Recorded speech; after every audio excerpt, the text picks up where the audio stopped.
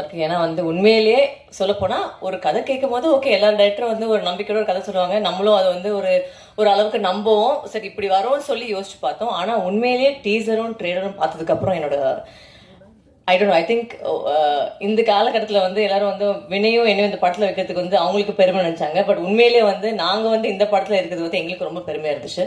Because இந்த மாதிரி இந்த அளவுக்கு இந்த படம் வரும் நாங்கள் யாருமே எதிர்பார்க்கல, யோசிச்சு கூட பார்க்கல. And Shakti sir, thank you. சமீப காலத்தில் வந்து நீங்கள் ரொம்ப நல்ல கண்டென்ட்டாக எடுத்து நீங்கள் ரிலீஸ் பண்ணிட்டு இருக்கீங்க.